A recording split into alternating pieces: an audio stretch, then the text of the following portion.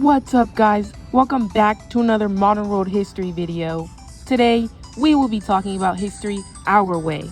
Our main question is, what if Germany hadn't been fully blamed for World War I? We chose this topic because we had these questions after the World War I unit.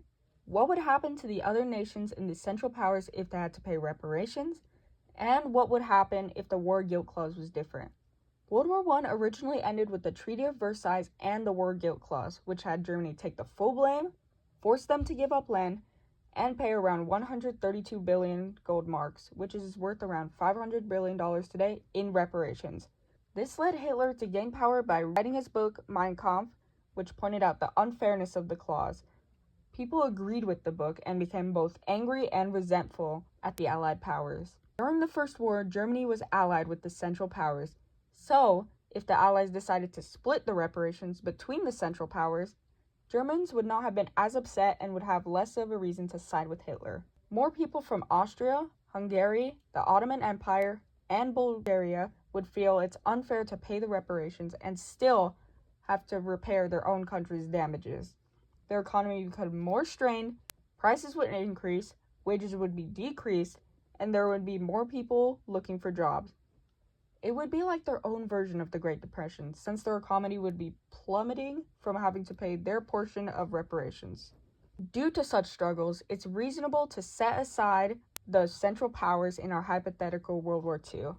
They would all likely be spending their time repairing their economies rather than spending more on another war.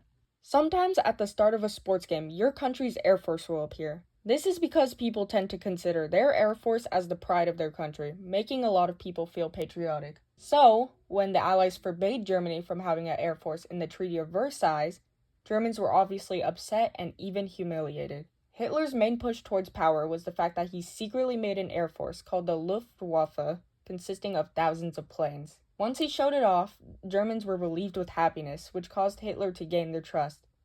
If the blame was shared, the Allied powers would quickly realize that restricting the multiple countries' air forces would be more work than necessary, thus having the rule either lessened or completely removed. Hitler would then have no reason to build a secret air force and would have much less followers. Just because Hitler's rise was practically prevented, this doesn't mean World War II wouldn't happen. During the original World War II, Germany was a part of the Axis powers, alongside Italy and Japan. Even though Hitler's invasion of Poland was the technical start of World War II, another event caused by either Italy or Japan would likely take its place.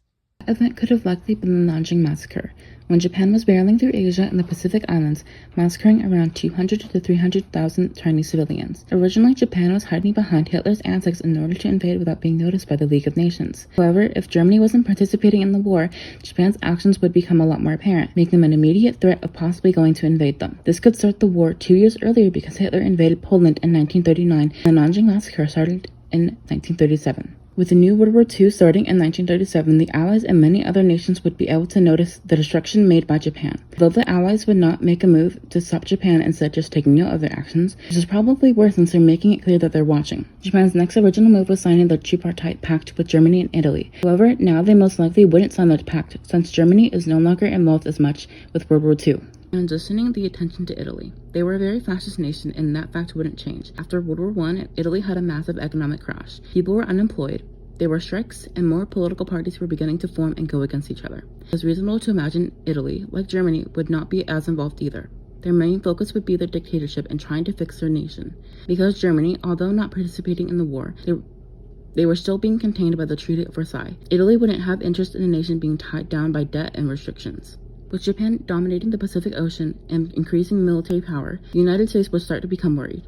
The US would act a lot sooner, not only because these events are happening 2 years earlier, but because the Treaty of Versailles works so well. Nations would become less worried about stopping a chaotic nation from destroying territories. The US originally restricted their exports to Japan and imposed economic sanctions on them after getting worried. That was with President Roosevelt getting worried about how it might look when they were getting involved with more conflict.